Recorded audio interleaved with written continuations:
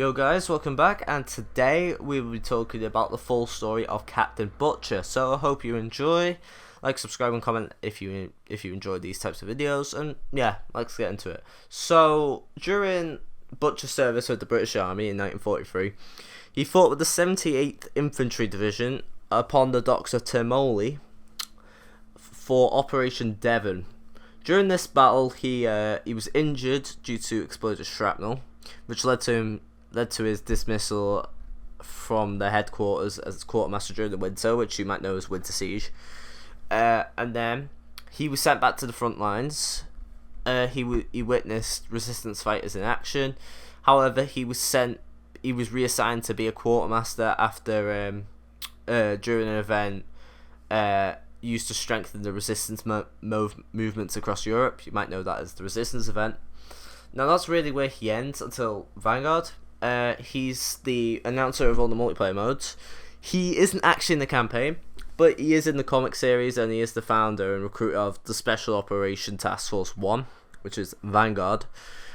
And he is the person who assembled the team, which is, if you don't remember, Kingsley, Petrova, Riggs, Jackson, Webb, and Novak. In 1944, Butcher travels to Viljek, I might butcher that, land to find Petrova, who has been stationed here to terminate all and any Nazi threats. Petrova, who is wary of Butcher's appearance, follows him up to the docks, on which they take up a Nazi convoy from afar.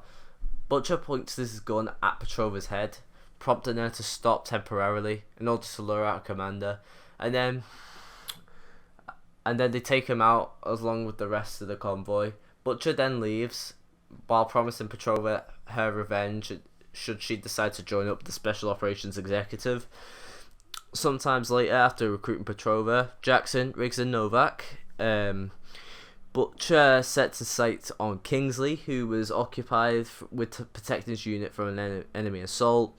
Butcher clears out a group of enemies surrounding the church Kingsley's unit was in, and then barges in the front door asking for Kingsley. After explaining himself, Butcher attempts to convince Kingsley to leave his men behind in order to join up with his task force. Kingsley denies his offer, putting the safety of his men above Butcher's mission. Butcher then leaves, asking Kingsley to look for him should he survive. That might have been a bit of a mouthful, but this where it gets a bit easier. So eventually, with Task Force Vanguard being a thing, Butcher provides them with their first assignment to head to Hamburg in Germany to infiltrate a Nazi base in search of intel regarding Project Phoenix. At the time, however, the task force was given no details on what this was about. The task force would eventually succeed in their mission and stop Project Phoenix's leader, Hermann Freisinger, though the two members of Vanguard, Novak and Webb, ultimately perished in the mission. Sometime after the mission in Berlin, Butcher assigns Kingsley, Petrova, Jackson and Riggs to lead their own task force units, which is the ones you see in multiplayer, as he continues to oversee the recruitment and training of several elite Allied soldiers and Axis defectors. So this is where we get into the newer stuff. Well, by newer stuff we mean 1984. So Butcher is retired by this point, and he's probably at like the youngest, which to be fair, he's a captain even then, so he's probably quite old by 1984. He is in a Nazi bunker in Verdansk, following the destruction that left most of Verdansk in ruins. However, he is encountered by Adler, Mason, Hudson and Woods, who demand him to introduce himself.